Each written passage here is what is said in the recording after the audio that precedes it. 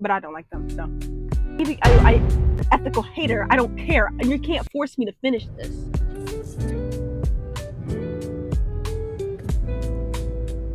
It's cold.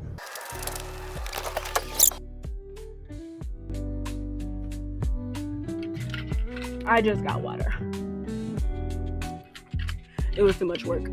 No coffee was wasted in the making of this video though. Anyway, to get on point, I wanted to make this because I've been seeing a whole bunch of people hyping up certain videos and having a good old time, a grand old time. I forgot to turn this on. Right. People having a grand old time talking about their favorite books on Booktok. And so when I first got into Booktok and reading books and stuff, I was in 6th grade. And so I bought a whole bunch of books. These are not them. I have a bigger collection than this. But I bought a whole bunch of books because of them. Got them, started reading some of them. And these are the books I did not finish, to be frank. You can see in these, I did not get far.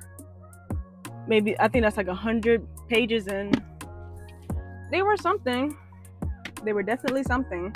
And I kind of want to just talk about why these were not, like, I didn't like them. And I just want to know, like, should I give them another chance? Should I try again? Because people like these books for a reason, but I don't like them. So the first book I want to talk about was The Inheritance Games, because I personally have a grudge. I have a grudge against The Inheritance Games.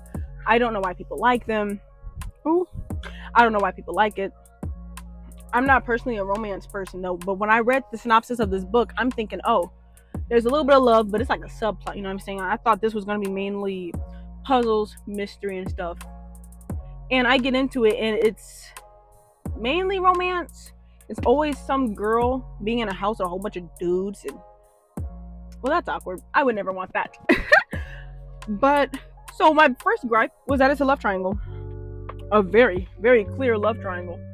And it's always the creepy one and the mean one. If it's not the mean one, I mean, it's not the creepy one, it's always the nice one. It's the nice one and the mean one, to where she always goes for the mean one. Or it's the creepy and the mean one, in which she always goes for the creepy one. Like the one that wants to stalk her. Like, I don't know about you, but if someone came through my fireplace randomly one day when I just moved in, well, I'm armed. That should speak volumes. But I think it was very clear from the get-go who she was going to choose. It was very clear. I don't want to spoil it just in case someone hasn't read it, but it's like, girl, I saw that coming. Girl, what kind of mystery? Like, it wasn't shocking. I didn't get there. I stopped on page 1, 2, 3. So, and I remember just looking through here, because one thing that gets me to continue reading is just a quick spoiler, not a major spoiler. Let's calm down now. I look at a quick spoiler, and then I saw that she kissed one of the brothers. I'm not gonna say who. She kissed one of the brothers, and I didn't care. And that's how I knew this book was mainly more about the romance than it was the mystery. I didn't get to the mystery part yet, I guess. I just thought there was going to be more of that in this book, and it was kind of a little depressing when it seemed to mainly base around her relationship with the Hawthorns. At least 100 pages in. I didn't finish the book. I am not an ethical hater. I don't care. And you can't force me to finish this, to ethically hate on it. I don't care. Have your own opinion, queen, and I have mine.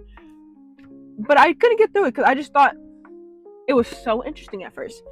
My other point was that it got boring. It was so interesting. I mean, it's some random girl from some hoodlum, some ghetto, like just from the ghettos, the projects. Like, she just kind of comes from nowhere. Her sister's an abusive relationship with some dude named Drake. Who is Drake? Like, who is Drake? And she comes back and finds out that she actually inherited like quite a few $1 billion, not millions, but big B's. And she gets there. It's so interesting. She gets into this house. There's these 4 kids that got barely half of the inheritance. His daughters got trinkets, and the people that work with him got like at least $1 million each, if not more. So I thought that was interesting. And then all of a sudden she goes to school. She goes to rich people's school. Girl, I don't care. Let's find out how you got this money. Like, I understand the whole, well, she's adjusting to being a rich kid from being not dirt poor, but just close to it. You know, like, they were barely scraping by. It was just, she's living with her big sister, and the boyfriend doesn't live with them, but that's not the point. The point is ooh, my nails are bad. It just wasn't interesting. I didn't find it interesting. She just goes to school and she finds out there's a little deep lore around Jameson, and it's just like, girl, we know he's sneaking into campfires, like using the secret passages to see girl in the middle of the night. Like, I don't think that was a crazy point. Duh, he got something about him. He's a weirdo. And honestly, Grayson and Xander deserved better. I said it. Xander is my favorite character. And Grayson, he's mean. And honestly, rightfully so. He is validly mean. Imagine your grandfather is a billionaire, and then some random girl comes in your house talking about oh, am I the one that inherited it all? I'd be mad too. He a little much now, but like, he's definitely a step up from Jameson. Jameson is weird. So unfortunately, in the making of this video, I ran out of storage. So this is the next day, which is why I look so much better. And the lighting is just as trash. So I'm pretty sure I left off on the fact that Grayson and Xander deserve better. And I don't care. Grayson is such a side character, it should be illegal. And Xander, well, you see like 2 seconds of him and then he's gone. So, not even a side character. The next book I wanted to talk about, however, was Shadow and Bone. The way in like my 6th grade me would just hear nothing but positive reviews on this. And one thing I did want to say about the Inheritance games is, at the very least, I like the writing. I messed with the writing on this one. The cover is beautiful, and at least it looks good on my library shelf thing. This is cute. And honestly, I feel like I would give this book another try, but I'm not a romance reader, and it seems like romance is like the biggest part of this book, and I don't care for it. I already don't even like books like this. I like fantasy. I'm big fantasy. So I do like fantasy with a romance subplot. I don't like romantasy. Anyway. But this one, it also got boring. I don't know, man. Like, she goes from being some random orphan child, like, with her little friend, and then all of a sudden, she becomes Grisha. We didn't see that coming. Her friend literally dies. That is not a spoiler. It's like on page 20. Like, it's at the very beginning. She becomes Grisha. Her friend dies and everything, and now here we are, present day. Now she's being escorted by the Darkling himself. They get ambushed. Like, that was actual T storytelling. And then she goes to school. What is with people and bringing their characters to school? Like, I don't. I think the difference between like something like this and like Harry Potter is that Harry Potter, we know he's going to a magical school, and there's a whole bunch of stuff happening within that school. She goes from being a baddie, scared but a baddie, to school where kids make fun of her because she just found out she was Grisha. Like, I don't know about you, but if I found out someone had sun summoning that could clear the dark fold, I don't think I would be pointing and laughing at them. That's just me though. I don't know. Like, it doesn't make sense. In this book, I left off on page 131. And around this time, she's being told she had to get escorted to the Little Prince or something in the Little Palace. It was something like that. And she was told that she had to like act a certain way because he's a creep. I don't know what he was, but he wasn't cute. So, point taken. I don't think I had any more to say about that. And so, yeah, now she's telling Mal about it and everything. I don't know. It's just boring. It's just boring. Like, It's fantasy. How do you get boring in fantasy? Whatever.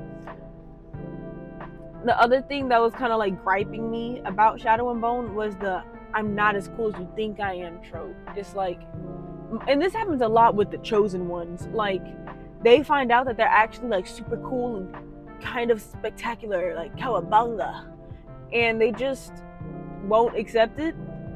If I found out I was a sun summoner, y'all wouldn't hear the end of it. I would be like, ooh, I don't care if I don't know how to use my powers. I'm a sun summoner and you're whatever. You're not me though. Like, oh my god. I mean, that's just me. I am an extrovert, so maybe that's just me. But I just feel like the average person wouldn't sit there and just go like, I don't know. Like, I understood her reaction at first because she was like, I've never done this before. I haven't even seen Grisha. I didn't even know I had this power. Please don't kill me. And then she just flies. Like, girl, you gotta accept it at some point. One of these days, you have to remember, oh, I'm Grisha. One day. The Darkling even says, well, since you're so big and bad, you can have like a robe kind of like mine. And she goes, no, I'd rather blue. I don't know what blue means. I forgot what blue means. But it ain't cool. It's not, ooh, Sun Summoner, Darkling. No, it's, I'm a regular magic person. That's what that means. She wants to be normal with a sun summoning! Like, you are going to save the world! The world! Like, you are saving lives by having this power and you refuse to accept the fact that you have it. And it's not like she has to fight. It's not like, what's it called? Like, it's not like she has to be like Iron Man and single-handedly beat all these people up. No. Okay, I'm not that far, so I don't know. But it's not like she has to sit there and beat people up. Like, she has to shine bright. She just has to shine. And she'll be fine. Like, what are we talking about? My last gripe. Too much description. Normally I do like a lot of description. I'm a very imaginative person. I can see it all here in my brain. My imagination goes wild. But she just Leigh Bardugo, she does explain a little too much. I didn't know it was possible. Like, she just kind of goes on and on and on about what the scenery looks like, that the picture in my head is no longer picturing. I'm just adding random things that don't help. It's like if I walked into, like, I don't know, someone's living room and you tell me, oh, well, there's a table right there, there's a couch and a little piece of dust on the ground that no one seemed to move, and a piece of wrapping paper that was over there too, and there was a hole in the wall over there, no one explained that, and then there was his study desk, a TV on top of it, and he also had pictures. Like, you don't need to tell me. You don't need to tell me. Like, I know. Like, I can fill in the blanks. Just give me the base. Like, what's an analogy for that? Like, I don't know. But just give me the bare bones and I'll fill in the rest. Anyway. I do know that some people might like that. I don't. I did like the way the inheritance game, she named what was in there, gave you like a little ambiance, a little scenery, and we moved on. We kept walking. Period. Like, I didn't ask for all that. Thanks though. That's really sweet. So all in all, these videos are definitely DNF'd. I do not want to finish them, and I did not finish them. So, however, I am willing to give it a chance. Oh, did I move? So all in all, these are DNFs. I did not finish them, and I do not want to finish them. However, they are books in my library that I kind of wanted. Like, they're pretty, okay? Like, this is absolutely stunning, and my friend read it, and she had a great time with it, and I feel like I'm the problem. I keep shaking my camera. I'm very sorry. And then the Shadow and Bone. which I don't have a particular affiliation for, but they have a show and I want to watch that. There's Six of Crows, which everyone loves, and I want to read that. However, it's something in me that makes me have to read this book first, because I am told that you can read Shadow and Bone without reading you can read Six of Crows without reading the trilogy before it. Like, you'll be fine. They might reference it here and there, but overall you're good. Like, you can read it all like without the context. But I want the context, and I can't have the context because the context is boring. I was just wondering if I should give these books a second chance. Also, just when does it get good? Like, let me know, like, the exact page number. Tell me the exact page number. When does it get good? Because I will read it. I will read it if it gets good. But I can't keep reading this without having any confirmation that I'm even gonna like it. Like, I would even go as far as to say, like, do mini spoilers. Little mini spoilers. We can work with it. You know what I'm saying? Like, don't spoil the whole thing. That ain't cute. But like something small. Like, if Alina and Mal get together, tell me. And I might just run for the hills. If like the Darkling like murders a whole bunch of people, tell me. I'll read it. Don't spoil the main plot. But like, you can like spoil a subplot for me or something. You know what I mean? Like, but you need to know the difference. If you don't know the difference, cut it out. Keep quiet. Zip. Throw away the key. We don't want to hear it. Let me know if I should just give it another chance. Because to be fair, I'm only 100 pages in. But 100 pages is a lot of pages. And I'm a slow reader. So give me something, like, recommend me like a fast-paced book. Or just tell me when it gets good. Because I'm ready. I want to be that reader girl. And I have read a couple books. Like, it's not like I can't. It's just, this ain't it. So let me know. Should I continue? Should I just drop them? Like, were they kind of off for you too? Like, Anyway, that's all for today. This is my first long form video, so, you know, just let it go. Let it be easy. And have a good day, I guess. Like, I don't know. This is Wallet for the win, so you can't lose. Period. Bye.